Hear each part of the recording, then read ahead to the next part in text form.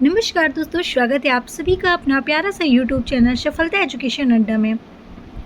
Dear friends, आज हम आपके लिए फिर से साइंस के इम्पॉर्टेंट क्वेश्चंस लेकर आए हैं जो सभी एग्ज़ाम के लिए इम्पॉर्टेंट है। आप किसी भी एग्ज़ाम की तैयारी कर रहे हैं, सभी एग्ज़ाम के लिए मोस्ट इम्पॉर्टेंट क्वेश्चंस हैं। बिल्कुल भी वीडियो को स्किप मत करिएगा क्योंकि एक एक क्वेश्चन आपके लिए काफ़ी महत्वपूर्ण है। तो चलिए देखते हैं क्वेश्चन नंबर फर्स्ट आपका क्या है।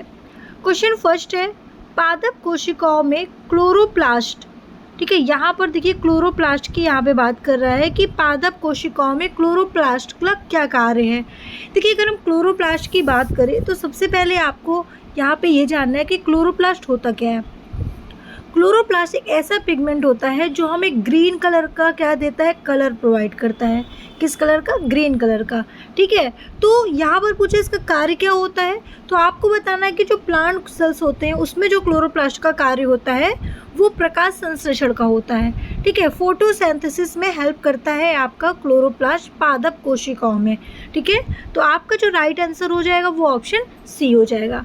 आइए थोड़ा सा हम डिटेल में अगर इसके बारे में जानते हैं। तो यहाँ पे देखिए दिया हुआ है, एक मिनट इसको साइड में रख ले रहे हैं। ये देखिए, पौधों की कोशिका में क्लोरोप्लास्ट का जो मुख्य कार्य होता है वो क्या है, प्रकाश संश्लेषण करना। और ये वह प्रक्रिया है जिसके द्वारा पौधे सूर्य के प्रकाश की ऊर्जा का उपयोग करके कार्बन डाइऑक्साइड और पानी से अपना भोजन बनाते हैं। ठीक है, और ऑक्सीजन उत्पाद के रूप में इसे छोड़ देते हैं। तो ये जो प्रोसेस मैंने आपको बताया ये फोटोसिंथेसिस का प्रोसेस है। ठीक है, और फोटोसिंथेसिस का प्रोसेस में पादप कोशिकाओं में क्लोरोप्लास्ट का एक अहम भूमिका होता है। ठीक है, तो आपको बात क्लियर हो गई। ठीक है, चलिए नेक्स्ट क्वेश्चन पे आते हैं। नेक्स्ट क्वेश्चन आपका क्या है, कौन सा तत्व समूह 17 से संबंधित नहीं है। देखिए, 17 से संबंधित नहीं है, यहाँ पर पूछा गया है कौन सा तत्व समूह है। तो सबसे पहले तो आपको जान लेना है कि देखिए क्लोरीन, फ्लोरीन, ब्रोमीन ये सारे 17 से संबंधित ही हैं, यानी कि समूह 17 से संबंधित है। बचा गया आपका ऑर्गन।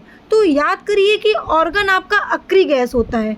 ठीक है, और कौन से समूह में आता है, तो आपको बताना है 8 समूह में। कौन से समूह में भाई?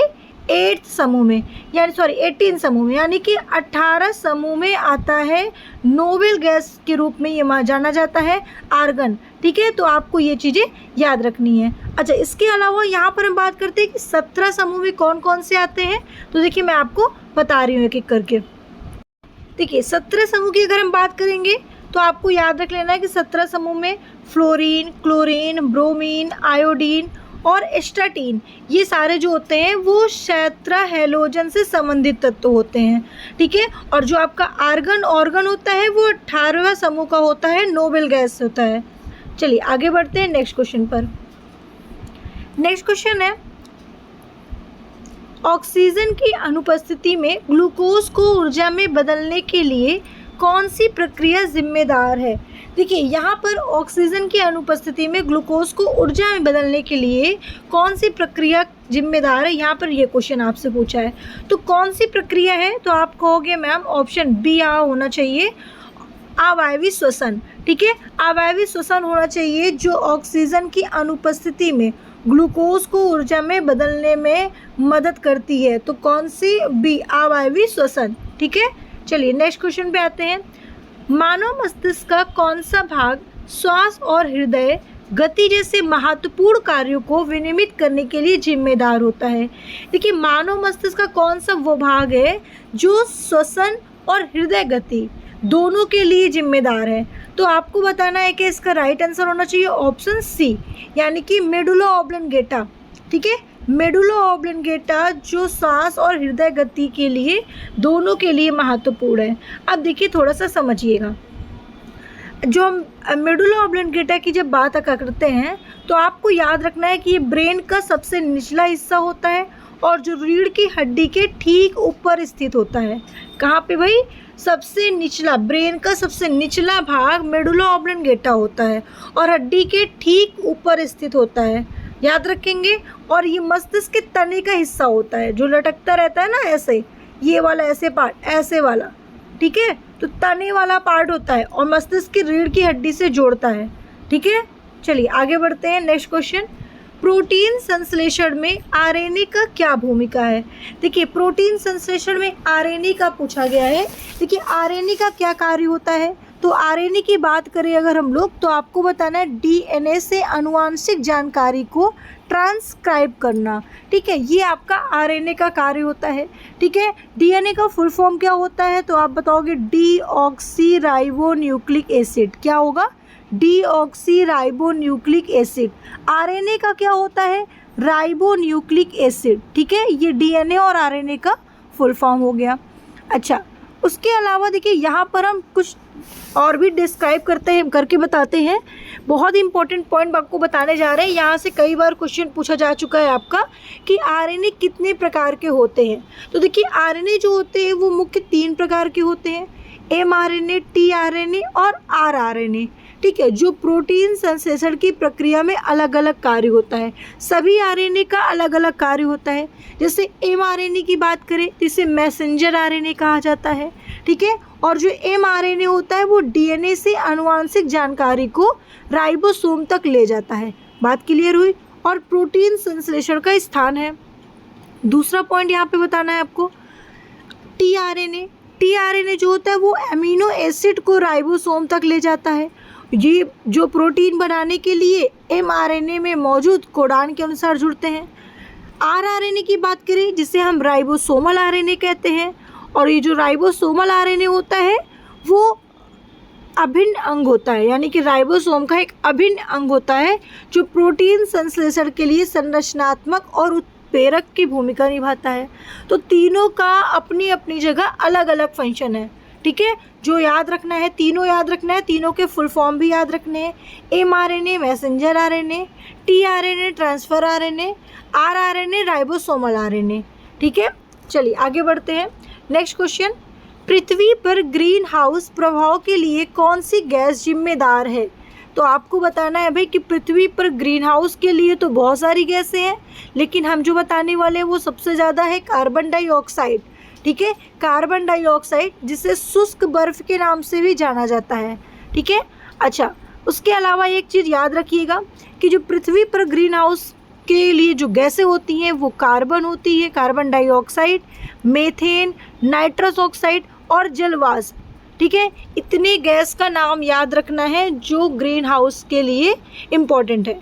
ठीक है, अच्छा मीथेन गैस की बात करें तो मीथेन गैस को हम मार्स गैस के नाम से भी जानते हैं। किस गैस के नाम से, मार्स गैस के नाम से। ये दलदली क्षेत्रों में ज़्यादा पाया जाता है और धान के खेतों में भी पाया जाता है।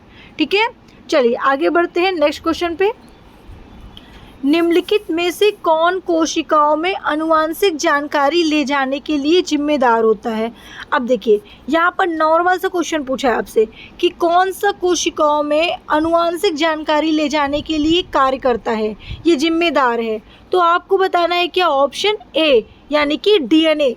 ठीक है, डीऑक्सीराइबोन्यूक्लिक एसिड, डीएनए जो आनुवांशिक जानकारी को ले जाने का कार्य करता है।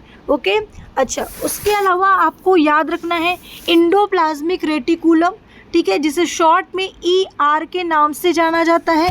और इसकी खोज किसने की थी, तो आपको बताना है पोर्टर ने की थी। किसने की थी भाई, पोर्टर ने इंडोप्लाज्मिक रेटिकुलम की खोज की थी। राइबोसोम जिसे प्रोटीन फैक्ट्री के नाम से हम जानते हैं, किसके नाम से जानते हैं, प्रोटीन फैक्ट्री के नाम से जाना जाता है राइबोसोम को। ठीक है, राइबोसोम को प्रोटीन फैक्ट्री कहते हैं। माइटोकॉन्ड्रिया जिसे कोशिका का पावर हाउस कहा जाता है, सबसे इम्पॉर्टेंट क्वेश्चन है। ठीक है, चलिए अब देखिए यहाँ पर थोड़ा सा डीएनए के बारे में जान लेते हैं। डीएनए होता क्या है। देखिए डीएनए से कई क्वेश्चन पूछे जा सकते हैं। पहला तो डीएनए का फुल फॉर्म आपसे पूछा, आपने बता दिया। दूसरा क्वेश्चन पूछा कि ऐसे कौन सा आनुवंशिक पदार्थ है जो, क्या क्वेश्चन आपका पूछा गया था, जो जानकारी ले जाने का काम करता है। दूसरा क्वेश्चन बन गया। तीसरा क्वेश्चन आपसे पूछा जाता है कि डीएनए की खोज किसने की थी, या डीएनए का डबल स्ट्रक्चर मॉडल की खोज किसने की थी। ठीक है, तो कई सारे क्वेश्चन आपके बन जाएंगे। तो हम चलिए जान लेते हैं एक करके। देखिए डीएनए जो होता है वो एक अणु है जो जीवित कोशिकाओं के विकास, कामकाज, प्रजनन के लिए आनुवांशिक निर्देशों को संग्रहित करता है। ठीक है। और ये डबल हेलिक्स संरचना होता है, याद रखिएगा, डीएनए डबल हेलिक्स संरचना होता है, ठीक है। ऐसा कुछ जिस तरीके से मैंने आपको बना के बताया, ठीक है, जो आनुवंशिक जानकारी को संग्रहित करने में बहुत महत्वपूर्ण निभाता है और डीएनए कोशिका के नाभिक में पाया जाता है। डीएनए कोशिका के नाभिक में, कोशिका के नाभिक यानी कि कोशिका के न्यूक्लियस में, यानी कि न्यूक्लियस के अंदर डीएनए पाया जाता है। बात क्लियर हुई। और इसीलिए न्यूक्लियस को ब्रेन ऑफ सेल कहा जाता है, ठीक है, इसीलिए न्यूक्लियस को ब्रेन ऑफ सेल्स कहा जाता है। न्यूक्लियस को ब्रेन ऑफ सेल नहीं आता, सॉरी मैंने गलत बताया, न्यूक्लियस को हम क्या बोलते हैं, manager of sale, unit of sale, ठीक है। ब्रेन ऑफ सेल किसे बोलते हैं, जिस कोशिका के पास न्यूक्लियस नहीं होता उसे ब्रेन ऑफ सेल्स कहा जाता है। अब आप समझो क्यों, ध्यान से समझिएगा मैं आपको क्या समझाना चाहती हूँ। मैंने आपको यहाँ पे बताया कि ऐसे सेल जिसमें न्यूक्लियस नहीं होता, ठीक है, ऐसे सेल्स जिसमें न्यूक्लियस नहीं होता उसे हम कहते हैं ब्रेन ऑफ सेल्स, ठीक है। ये लीजिए, ऐसे न्यूक्लियस, ठीक है, ऐसे सेल्स जिसमें न्यूक्लियस नहीं होता उसे कहा जाता है क्या, ब्रेन ऑफ सेल। क्यों ब्रेन ऑफ सेल कहते हैं, क्योंकि मैंने आपको अभी बताया कि न्यूक्लियस के अंदर ही होता है डीएनए। न्यूक्लियस का कार्य क्या होता है, कोशिकाओं के सारी चीज़ों को मेंटेन रखना, इसीलिए इसे मैनेजर ऑफ सेल कहा जाता है, यूनिट ऑफ सेल कहा जाता है, कंट्रोल यूनिट कहा जाता है, ठीक है, इसीलिए इसे इतने सारी चीज़ों के नाम से हम देखते हैं। अच्छा, उसके अलावा न्यूक्लियस, देखिए न्यूक्लियस जो होता है उसके अंदर क्या होता है, उसके अंदर डीएनए होता है। डीएनए का काम क्या होता है, जेनेटिक्स का कार्य करता है, सूचना को पहुंचाने का काम करता है, आनुवंशिक सूचनाओं को, है ना। डीएनए की वजह से ही हमें पता चलता है कि हम किसके संतान हैं, यानी कि बहुत सारा कार्य न्यूक्लियस के थ्रू होता है। तो अगर हमारे पास न्यूक्लियस नहीं रहेगा इसका मतलब ब्रेन नहीं रहेगा। जैसे कि हमारे शरीर में ब्रेन का कार्य होता है उसी प्रकार न्यूक्लियस भी बहुत सारे काम करता है। इसीलिए हम जिसके पास न्यूक्लियस नहीं होता उसे हम ब्रेन ऑफ सेल्स कहते हैं।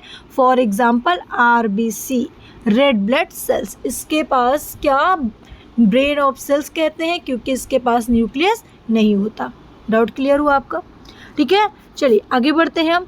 तो भाई यहाँ पे मैंने बताया कि जो डीएनए होता है वो डबल हेलिक्स संरचना, दो पूरक स्टैंड से बना होता है और इन स्टैंड में न्यूक्लियोटाइड होते हैं जो आनुवंशिक जानकारी को क्या करते हैं, संग्रहित करने में मदद करते हैं और कोशिका के नाभिक में पाया जाता है, यानी कि कोशिका के केंद्रक में पाया जाता है, जो कोशिका का नियंत्रण केंद्र कहा जाता है इसे, ठीक है। नियंत्रण केंद्र हम न्यूक्लियस को कहते हैं, कंट्रोल यूनिट कहते हैं, मैनेजर ऑफ सेल्स कहते हैं, ठीक है। और यह आनुवंशिक जानकारी का भंडार है जो कोशिका के कामकाज के लिए आवश्यक निर्देशों को संग्रहित करता है, ठीक है। चलिए आगे बढ़ते हैं। आगे हम कुछ थोड़ा सा खोजकर्ता के बारे में बात करेंगे जो बहुत ही इम्पोर्टेंट है, कई बार एग्जाम में पूछे भी जा चुके हैं। जैसे कि यहाँ पे आपसे पूछा जा सकता है प्रोटॉन की खोज। प्रोटॉन की खोज किसने की थी, आपको बताना है, गोल्डस्टीन ने। इलेक्ट्रॉन की खोज जे थॉमसन ने। न्यूट्रॉन की खोज जेम्स चैडविक ने। भाप इंजन की खोज जेम्स वाट ने। रेल इंजन की खोज जॉर्ज स्टीफेंसन ने। रेडियम की खोज मैडम क्यूरी ने। दूरबीन की खोज गैलीलियो ने। और डायनामाइट के आविष्कार अल्फ्रेड नोबेल ने किया था। ये कुछ खोजकर्ता जो काफ़ी इंपॉर्टेंट है, कई बार एग्जाम में आ चुके हैं, इसलिए मैं आपको बीच बीच में बताती चल रही हूँ, ठीक है। चलिए आगे बढ़ते हैं। Question number 8। क्वेश्चन नंबर 8 है आपका, नेट्रियम निम्न में से किसका लैटिन नाम है। देखिए नेट्रियम की यहाँ पे बात किया गया है। नेट्रियम किसका लैटिन नाम है, आपको बताना है सोडियम का। सोडियम का लैटिन नाम क्या होता है, नेट्रियम होता है। उसी प्रकार यहाँ पे कुछ एलिमेंट्स दिए हैं जिसका लैटिन नाम और सिंबल भी दिया है, तो आप यहाँ पे देख सकते हैं, बिल्कुल देख सकते हैं, ठीक है। जैसे कि आप देख पा रहे हैं सभी का दिया हुआ है, तो ये सारी चीज़ें आप लोग एक बार रीड कर लीजिएगा, काफ़ी इंपॉर्टेंट है। आगे बढ़ते हैं नेक्स्ट क्वेश्चन पर। पृथ्वी पर ग्रीन हाउस प्रभाव के लिए कौन सी गैस जिम्मेदार है, तो आपको बताना है। राइट आंसर क्या हो जाएगा, option C, carbon dioxide. Next question, निम्नलिखित में से कौन मानव शरीर में मांसपेशी का एक प्रकार नहीं है। देखिए मांसपेशी का एक प्रकार नहीं है, ध्यान से देखिएगा, चिकनी मांसपेशी, हृदय की मांसपेशी, कंकाल मांसपेशी या उपस्थि मांसपेशी। तो किसकी मांसपेशी एक प्रकार की नहीं है, आपको बताना है क्या, उपस्थि मांसपेशी। हड्डियों की कोई मांसपेशी नहीं होती है। तो राइट आंसर क्या हो जाएगा, ऑप्शन डी हो जाएगा। हमारे शरीर में कुल कितनी मांसपेशियां होती हैं, आपको बताना है 639 होती हैं। पेशियां कितनी होती हैं, 636 पेशियां होती हैं। ठीक है, आगे बढ़ते हैं। स्वस्थ हड्डियों और दांतों के निर्माण के लिए कौन सा विटामिन आवश्यक होता है। मेरे प्यारे फ्रेंड्स, अगर हम बात करते हैं हड्डियों और दांतों के लिए, तो सबसे अच्छा विटामिन आपको बताना है विटामिन डी, जिसका रासायनिक नाम क्या होता है, कैल्सीफेरॉल। क्या होता है भाई, कैल्सीफेरॉल होता है इसका रासायनिक नाम। ठीक है, विटामिन डी का रासायनिक नाम कैल्सीफेरॉल होता है और विटामिन डी हड्डियों और दांतों के निर्माण के लिए सबसे अच्छा विटामिन माना जाता है। ठीक है, अब हम विटामिन के बारे में आपको पूरा डिटेल्स में बताएंगे, क्योंकि विटामिन से भी क्वेश्चन कई बार पूछे जाते हैं, तो विटामिन को भी लेकर चलते हैं। सबसे पहले विटामिन ए का रासायनिक नाम क्या होता है, रेटिनॉल। इससे होने वाले रोग रतौंधी हैं, संक्रमण का खतरा है, ठीक है, जीरोथैल्मिया है, मोतियाबिंद है, त्वचा शुष्क और सल्की है। ये सारे किसकी कमी से होता है, विटामिन ए की कमी से होता है। दूसरा विटामिन बी वन का रासायनिक नाम होता है थायमीन। इससे होने वाले रोग कौन से होते हैं, बेरी। विटामिन बी2 राइबोफ्लोविन, कमी से होने वाले रोग कौन कौन से, त्वचा का फटना, आँखों का लाल होना, ये विटामिन बी2 की कमी से होता है। विटामिन बी3 जिसे नियासिन कहते हैं, ठीक है, और इससे होने वाले रोग क्या है, त्वचा पर दाद होना या पेलाग्रा रोग होना। ये सारे रोग विटामिन बी3 की कमी से होता है। नेक्स्ट आपका है विटामिन सी। विटामिन सी का स्कर्बिक नाम क्या होता है, तो आपको बताना रासायनिक नाम स्कर्बिक होता है। ठीक है, स्कर्बिक, और इससे होने वाले रोग स्कर्वी, तो स्कर्बिक से स्कर्वी याद रखिएगा। ठीक है, मसूड़ों में खून आना, घाव भरने में देरी, ये सारे किसकी वजह से होता है, विटामिन सी की कमी से होता है। आगे बढ़ते हैं। Next vitamin D. Vitamin D की बात करें, इसका रासायनिक नाम क्या होता है, कैल्सीफेरॉल। विटामिन डी का रासायनिक नाम कैल्सीफेरॉल। होने वाले रोग कौन से हैं, रिकेटस, जो अक्सर बच्चे में होते हैं। ठीक है, और ऑस्टियोमलेशिया, जो बड़ों में होते हैं। ठीक है, ये अभी बच्चों में नहीं होते हैं। अच्छा, विटामिन डी का सबसे अच्छा स्रोत अगर पूछा जाए, आपको बताना है क्या, सन। क्या बताएंगे, सन। ठीक है, चलिए आगे बढ़ें। Vitamin E. विटामिन ई का रासायनिक नाम क्या होता है अगर बात की जाए, तो विटामिन ई का रासायनिक नाम टोकोफेरॉल। क्या बताएंगे भाई, टोकोफेरॉल रासायनिक नाम है। होने वाले रोग, प्रजनन क्षमता में कमी हो जाती है, तंत्रिका संबंधित समस्याएं हो जाती हैं। और विटामिन ई को ब्यूटी विटामिन भी कहा गया है। क्या कहते हैं मेरे प्यारे स्टूडेंट, ब्यूटी विटामिन भी हम कहते हैं विटामिन ई को। तो वेरी इंपॉर्टेंट विटामिन है, खासकर तो लड़कियों के लिए, है ना, बहुत ही ज़्यादा इंपॉर्टेंट है विटामिन ई। तो विटामिन ई भरपूर मात्रा में आपको लेना है। विटामिन के, इसका रासायनिक नाम फाइलोक्विनोन। ठीक है, विटामिन के का रासायनिक नाम फाइलोक्विनोन, या फिर कहीं पे आपको मिल सकता है नेफ्थोक्विनोन। ठीक है, तो कंफ्यूज मत होना आप लोग, नेफ्थोक्विनोन या फाइलोक्विनोन। होने वाले रोग, रक्त में थक्का जमने की समस्या और रक्तस्राव, यानी कि रक्त कंटिन्यू बहता रहता है, या फिर रक्त में थक्का जमने में समस्याएं होती हैं, ब्लड क्लॉटिंग में समस्याएं होती हैं। ठीक है, विटामिन बी12, इसका रासायनिक नाम साइबोकोबालामीन। होने वाले रोग कौन कौन से हैं, तो आपको बताना है मेगालो ब्लास्टिक एनीमिया, तंत्रिका संबंधी समस्याएं, ये सारे किसकी वजह से होते हैं भाई, विटामिन बी12 की वजह से होते हैं। विटामिन बी9 की बात करें, तो इसका रासायनिक नाम फोलिक एसिड, और इससे होने वाले रोग भी यही है, एनीमिया, ठीक है, और मेगालोब्लास्टिक। ठीक है, ये सारे जो प्रॉब्लम होती है विटामिन बी9 की वजह से होती है।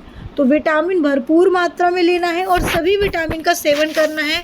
आप अगर अक्सर हर दिन अलग अलग फ्रूट्स का सेवन करते हैं, तो आपके बॉडी में कभी किसी भी प्रकार से विटामिन की कमी नहीं हो सकती है। कोशिश रहेगी कि एक सेब या एप्पल का सेवन ज़रूर करें। चलिए आगे बढ़ते हैं नेक्स्ट क्वेश्चन पर। निम्नलिखित में से कौन सा कोशिकांग केवल पशु कोशिका में पाया जाता है? तो पशु कोशिका में देखिए यहाँ पर ऑप्शन पे मत जाइएगा, ऑप्शन यहाँ पे दिया हुआ है ए लाइसोसोम, लेकिन सेंट्रोसोम भी पशु कोशिका में क्या पूछा है, केवल पशु कोशिका में पाया जाता है। तो लाइसोसोम सेंट्रोसोम दोनों केवल पशु कोशिका में पाया जाता है। ठीक है, तो ये चीज़ें आपको याद रखनी है। अच्छा, आगे बढ़ते हैं नेक्स्ट क्वेश्चन पे, या फिर इसके बारे में थोड़ा सा डिटेल्स में जानते हैं। देखिए, अगर हम बात करते हैं पशु कोशिकाओं में, तो सेंट्रोसोम लाइसोसोम दोनों पाए जाते हैं, पादप कोशिका में नहीं होते हैं। सेंट्रोसोम की बात करें तो ये एक ऐसा कोशिकांग होता है जो कोशिका विभाजन में महत्वपूर्ण भूमिका निभाता है और केवल पशु कोशिकाओं में ही पाया जाता है। ठीक है, दूसरी चीज़ तारक का है, यानी कि सेंट्रोसोम।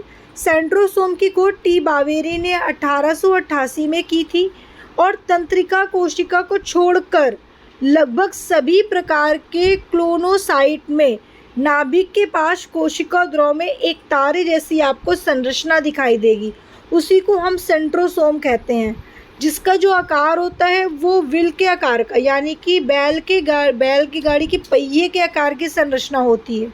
ठीक है, लाइसोसोम जो झिल्लीबद्ध कोशिकांग होती है, जो कोशिका के अंदर पाचन का काम करती है और ये सभी पशु कोशिकाओं में पाई जाती है। ठीक है, लाइसोसोम को हम लोग कई नामों से जानते हैं, मैं आपको आगे बताऊंगी। ठीक है, अच्छा, एक चीज़ और याद रखिएगा, पादप कोशिकाओं में कोशिका भित्ति, क्लोरोप्लास्ट और केंद्रीय रिक्तिका होती है, जो पशु कोशिकाओं में नहीं होती है। ठीक है, जैसे आपको मैंने बताया ना कि सेंट्रोसोम लाइसोसोम्स प्लांट्स में नहीं होते, तो वैसे ही ये एनिमल्स में नहीं होती। लाइसोसोम की खोज बेल्जियम के वैज्ञानिक क्रिश्चियन डी डुवे ने किए थे। इतना लंबा नाम नहीं लिखा रहता है जब पूछा जाता है, नॉर्मली आपसे पूछ सकता है कि किसने की थी खोज, तो आपको बता देना है। एक मिनट, इसको साइड में रख देते हैं थोड़ा सा।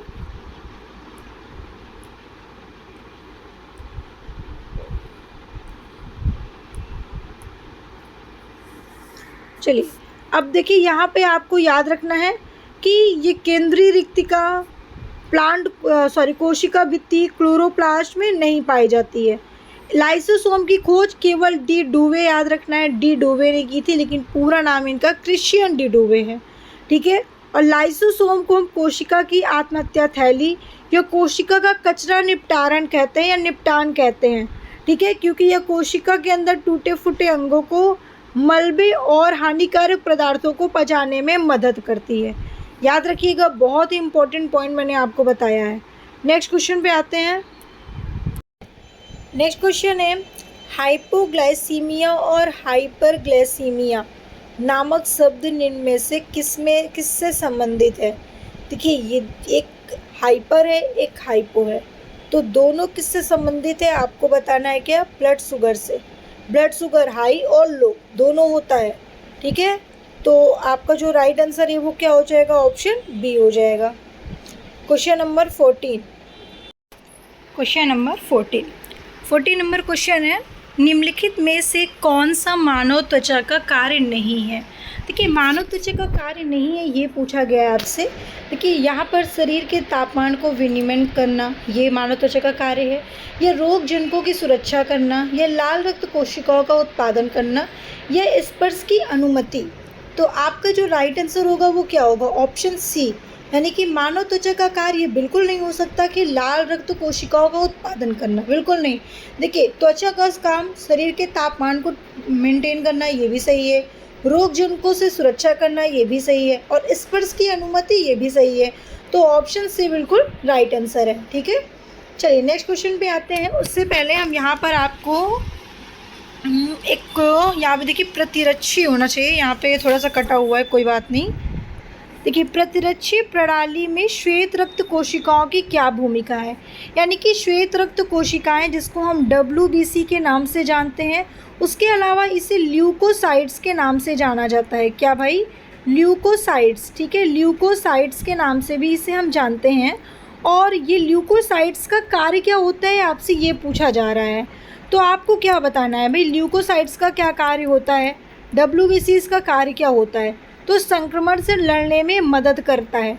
राइट आंसर क्या हो जाएगा? Option B. यहीं पर अगर आरबीसी का पूछा होता है इसकी जगह पे, तो आपको बताना है ऑक्सीजन का परिवहन करना। ठीक है, चलिए आगे बढ़ते हैं नेक्स्ट क्वेश्चन पर। उससे पहले हम लोग थोड़ा सा WBCs के बारे में जान लेते हैं। देखिए, जो WBCs का कार्य होता है, मैंने आपको बताया कि संक्रमण से लड़ना। ठीक है, ये शरीर में प्रवेश करने वाले रोगाणुओं को पहचानते हैं और उन्हें नष्ट करने में मदद करते हैं। इसीलिए आपकी बॉडी में WBCs की मात्रा होना बहुत ज़रूरी है। जितना ज़रूरी आपके लिए RBCs है, उतना ही ज़रूरी आपके लिए WBCs भी है। ठीक है, नेक्स्ट आपका सूजन प्रतिक्रिया, यानी कि WBC शरीर में सूजन पैदा करने में भी भूमिका निभाती है, जो संक्रमण से लड़ने में एक तरीका है। ठीक है, यानी कि WBCs की कमी से आपको सूजन भी हो सकती है, आपके बॉडी में कहीं भी किसी भी प्रकार का सूजन आ सकता है। ठीक है, ये WBCs का भी एक कार्य है। ठीक है, तो इस चीज़ को भी याद रखिएगा। बहुत सारे लोग को सूजन आती रहती है बराबर से, लेकिन चीज़ों को समझ नहीं पाते हैं कि किस कारण से सूजन आ रही है। तो RBCs की कमी से नहीं, WBCs की कमी से। ठीक है, एंटीबॉडी का उत्पादन, कुछ WBCs एंटीबॉडी नामक प्रोटीन का उत्पादन करते हैं, जो रोगाणुओं से जुड़ते हैं, उन्हें नष्ट करने में मदद करते हैं। शरीर को साफ करना, WBCs शरीर में मृत कोशिकाओं और मलबे को हटाने में भी मदद करती है। ठीक है, तो ये हुए आपके WBCs के कार्य। क्वेश्चन नंबर 16 पे आते हैं। पौधों का कौन सा भाग प्रकाश संश्लेषण के लिए उत्तरदायी है? तो प्रकाश संश्लेषण की जब बात आती है, आपको बताना है पत्तियाँ। पत्तियाँ एकदम राइट आंसर है, यानी कि प्रकाश संश्लेषण के लिए पत्तियाँ क्या हो जाएंगी भाई? उत्तरदायी हो जाएंगी। ठीक है, इंग्लिश में क्या बोलते हैं पत्ती को? लीफ बोला जाता है। और ये किसके कारण ग्रीन होती है? तो आपको बताना है क्लोरोफिल। किसके कारण होती हैं? क्लोरोफिल के कारण होती हैं, सभी को याद रखना है। ठीक है, क्लोरोफिल के कारण इसकी पत्तियां ग्रीन कलर की होती हैं। आगे बढ़ते हैं नेक्स्ट क्वेश्चन पर। विटीकल्चर के द्वारा निम्नलिखित में से कौन सा एक उत्पादित होता है?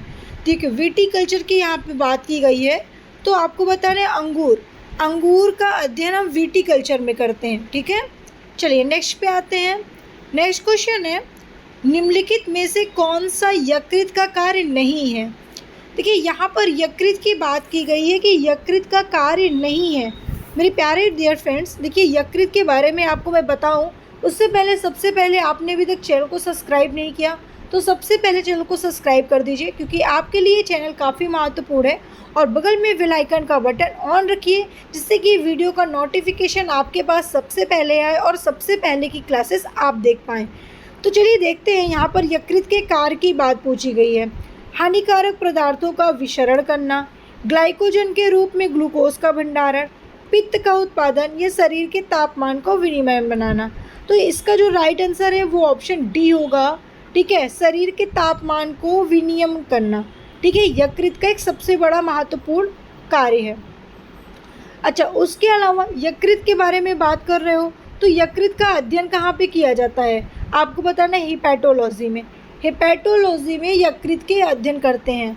जैसे कि अगर मैं बात करूँ कुछ अध्ययन से संबंधित, तो भाई सेल की बात की जाए आपसे, तो आपको बताना है सेल का जो अध्ययन होता है वो साइटोलॉजी में। एक मिनट, कहाँ पे करते हो आप लोग? सेल का अध्ययन कहाँ पे करते हो?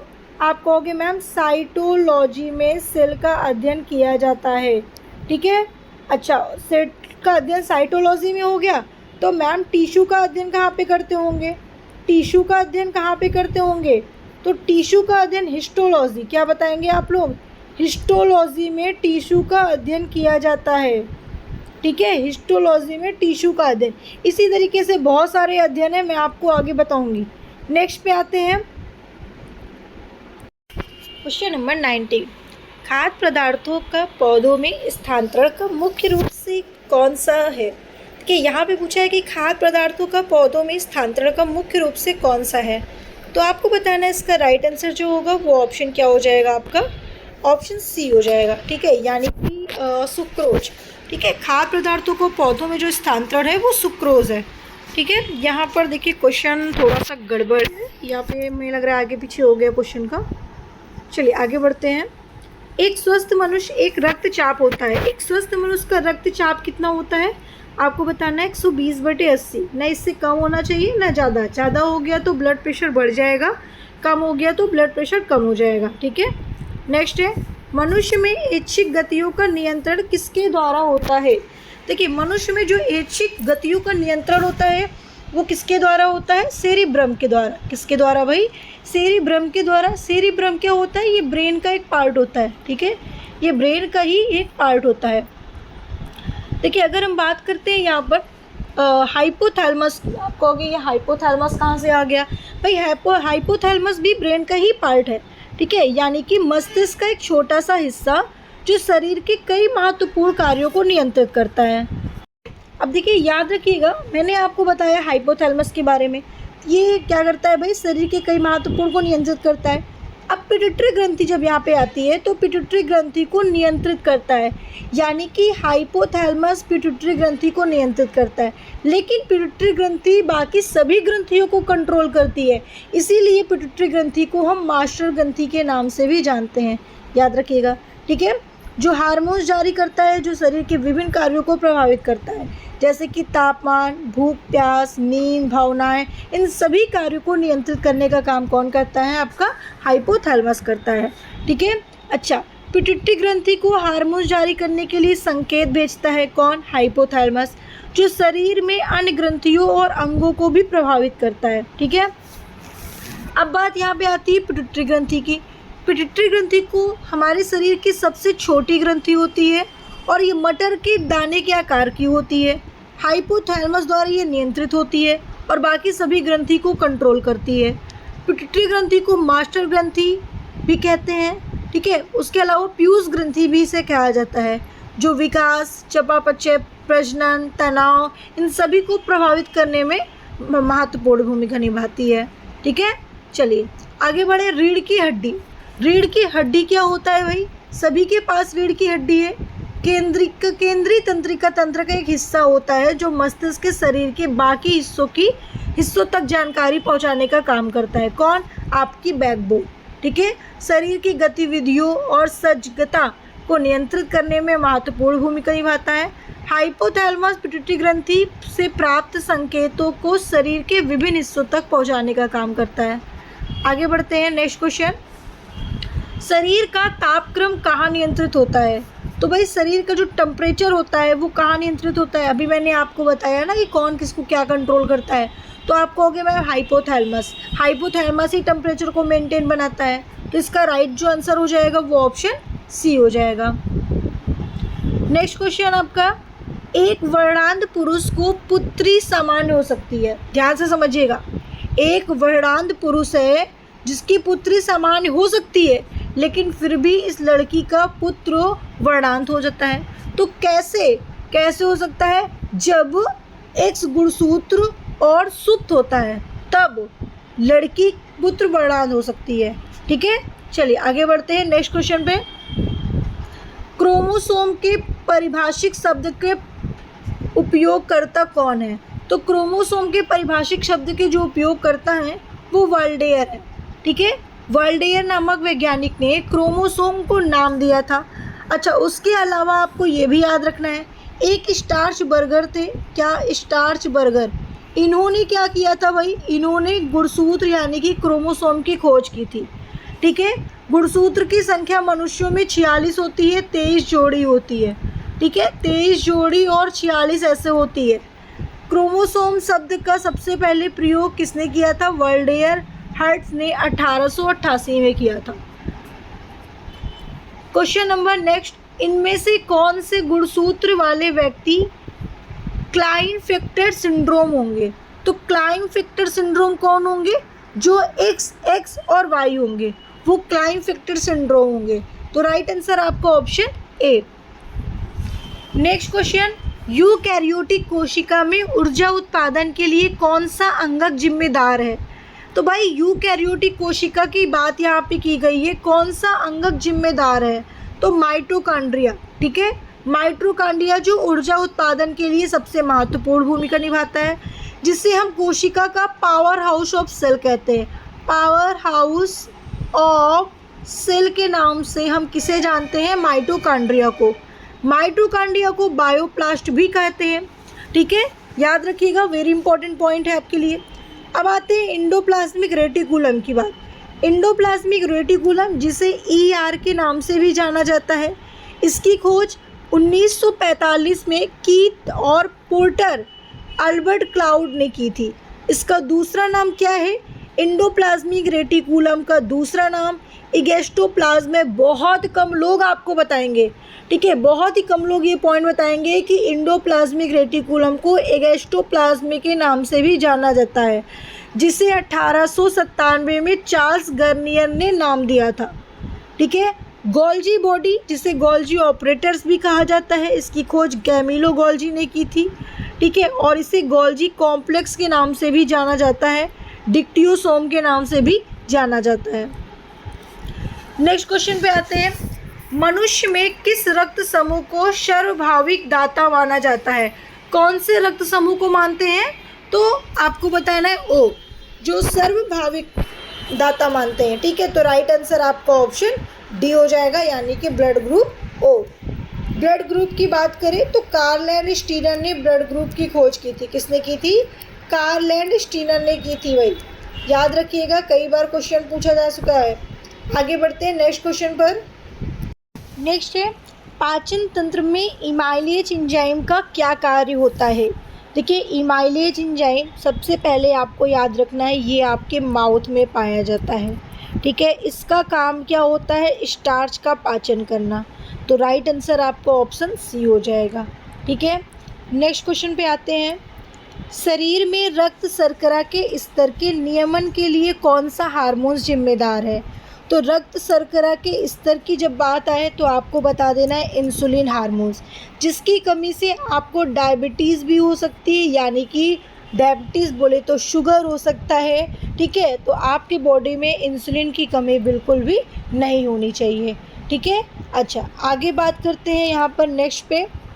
मानव शरीर में लाल रक्त कोशिकाएं का प्राथमिक कार्य क्या है? देखिए, लाल रक्त कोशिकाएं, जिसे इरिथ्रोसाइट्स के नाम से जाना जाता है, इसे RBC के नाम से भी जाना जाता है। ठीक है, और रक्त के नाम से भी जाना जाता है, खून के नाम से भी जाना जाता है। तो भाई प्राथमिक कार्य इसका जो होगा वो ऑक्सीजन परिवहन करना। ठीक है, आगे बढ़े हम लोग नेक्स्ट क्वेश्चन पर। किस विटामिन की कमी के कारण मनुष्य की त्वचा और ओठ फटते हैं? तो कौन सी विटामिन है जिसके कारण मनुष्यों की त्वचा और ओठ फटने लगते हैं? आपको बताना है विटामिन B2। ठीक है, विटामिन B2, जिसका रासायनिक नाम आप सभी को कमेंट करके बताना है। मैंने अभी विटामिन वाला क्वेश्चन आपको बताया था, तो इसका आंसर आपको बताना है भाई कि विटामिन B2 का रासायनिक नाम क्या होगा। विटामिन B1 का तो मैं बता दे रही हूँ, थायमीन होता है। ठीक है, थायमीन होता है। विटामिन B2 का क्या होगा आपको बताना है। ठीक है, चलिए आगे बढ़ते हैं हम लोग नेक्स्ट क्वेश्चन पर। कौन सा विटामिन जल में घुलनशील होता है? तो मेरे प्यारे डियर फ्रेंड्स, देखिए विटामिन जो होता है वो दो प्रकार के होते हैं। एक आपका होता है जल में घुलनशील विटामिन और एक आपका होता है वसा में घुलनशील विटामिन। तो भाई यहाँ पर पूछा गया है कि जल में घुलनशील विटामिन कौन सा होता है, आप बताओगे क्या? उपयुक्त तो दोनों, यानी कि B और C। ठीक है, B और C जो होते हैं वो जल में घुलनशील विटामिन होते हैं। बाकी A, D, E, K ये क्या होते हैं? वसा में घुलनशील विटामिन होते हैं। ठीक है, तो आपको बता देना इसका राइट आंसर ऑप्शन C हो जाएगा। नेक्स्ट क्वेश्चन पे आते हैं। पॉन्स मानव के किस अंग का भाग है? तो मेरे प्यारे फ्रेंड, जब पॉन्स वर्ड आए तो याद रख लीजिएगा मस्तिष्क। मस्तिष्क का भाग पॉन्स होता है। ठीक है, मस्तिष्क के बारे में बात करें तो मस्तिष्क में एक सेल्स पाई जाती है, जिस सेल्स को आप न्यूरॉन सेल्स के नाम से जानते हैं। ये हमारे शरीर की सबसे लार्जेस्ट सेल्स होती है। कौन सी होती है भाई? सबसे लार्जेस्ट सेल्स होती है, और इसमें सबसे कम पुनर्जनन कोशिका की चांस होते हैं। ठीक है, अच्छा देखिए, पॉन्स मानव मस्तिष्क का एक भाग होता है जो मस्तिष्क स्टेम का हिस्सा होता है, जो मस्तिष्क की रीढ़ की हड्डी से जोड़ता है और मेडुला ऑब्लंगेटा के ऊपर और सेरिबेलम के नीचे स्थित होता है। ठीक है, आगे बढ़े हम लोग। किस विटामिन की कमी के कारण मनुष्य की त्वचा और ओठ फटते हैं? तो विटामिन C के कारण। ठीक है, आगे बढ़ते हैं नेक्स्ट क्वेश्चन पे।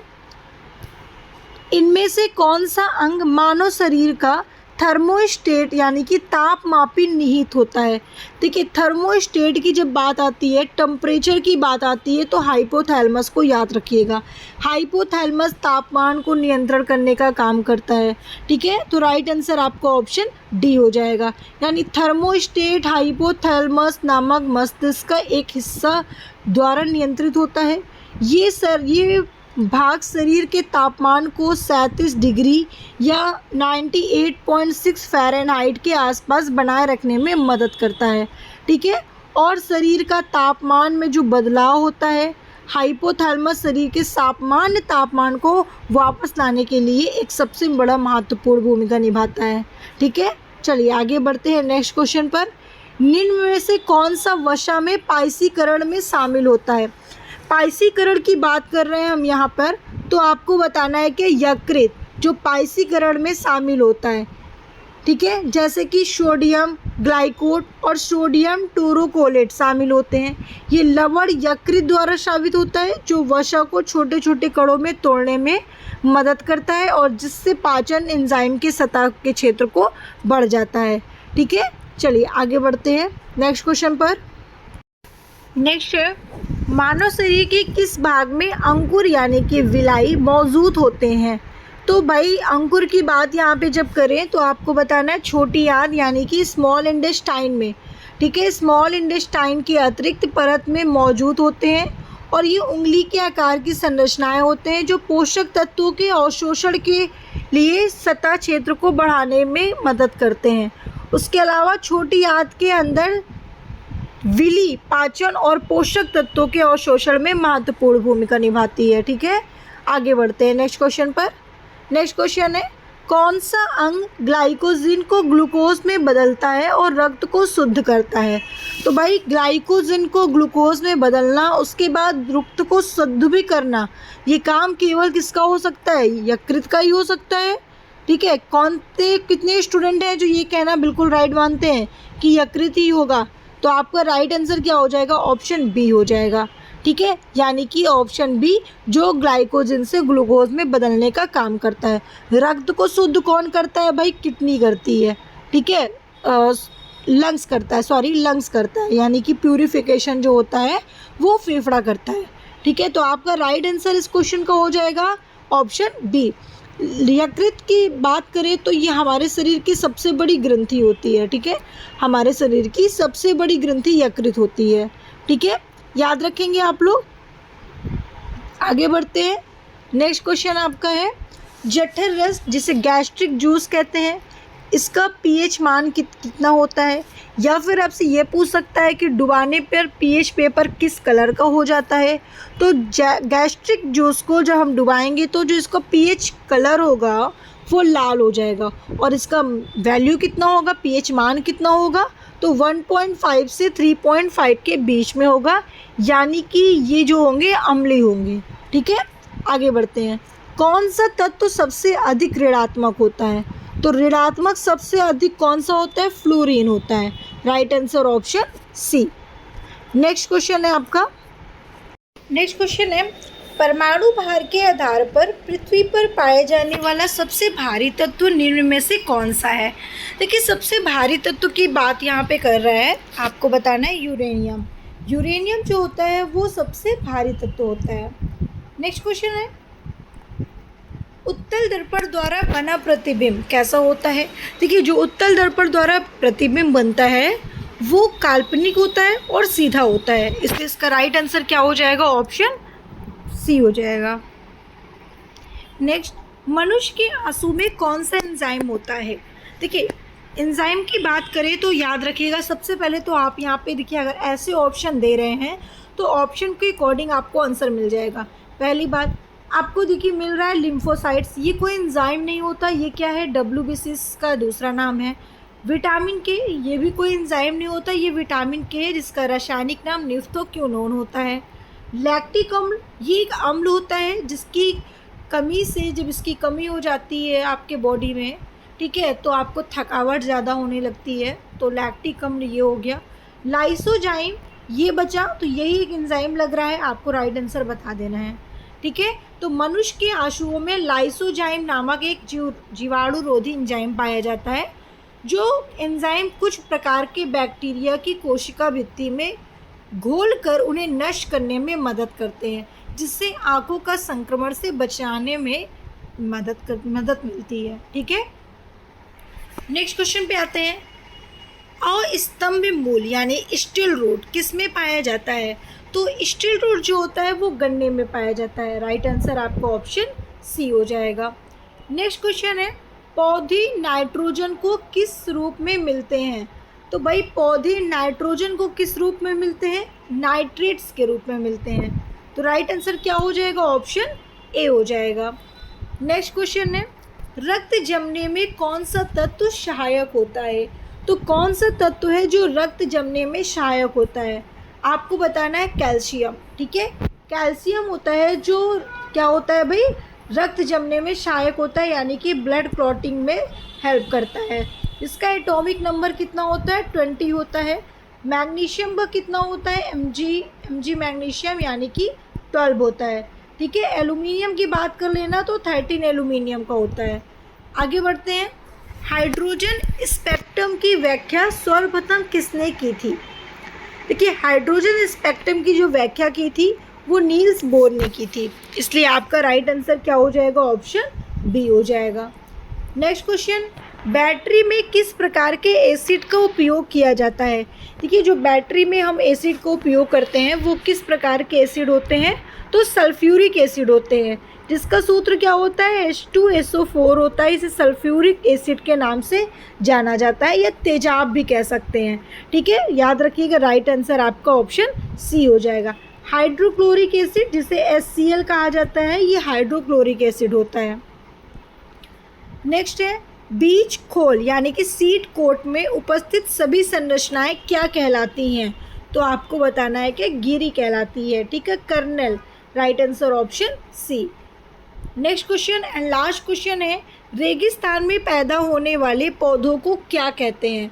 तो मेरी डियर फ्रेंड्स, सबसे इम्पोर्टेंट क्वेश्चंस मैं आपको बता रही हूँ, और आप सभी को इसका आंसर मालूम होना चाहिए कि रेगिस्तान में पैदा होने वाले जो प्लांट्स होते हैं उन्हें हम जीरोफाइट्स के नाम से जानते हैं। तो आपका जो राइट आंसर हो जाएगा वो ऑप्शन सी बिल्कुल करेक्ट आंसर है। नेक्स्ट क्वेश्चन आपका लास्ट क्वेश्चन जो आपके लिए मैं छोड़ रही हूँ, और आप सभी को आंसर देना है। इन्हीं 50 क्वेश्चंस में से एक क्वेश्चन है, तो आप अगर अच्छे से क्लास को ले रहे हैं तो इसका आंसर आप सभी लोग ज़रूर बताएंगे। प्रोटीन संश्लेषण में RNA की क्या भूमिका है? इसका आंसर कमेंट करके मुझे ज़रूर बताइएगा। तो फिर मिलते हैं नेक्स्ट क्लास में नेक्स्ट वीडियो के साथ।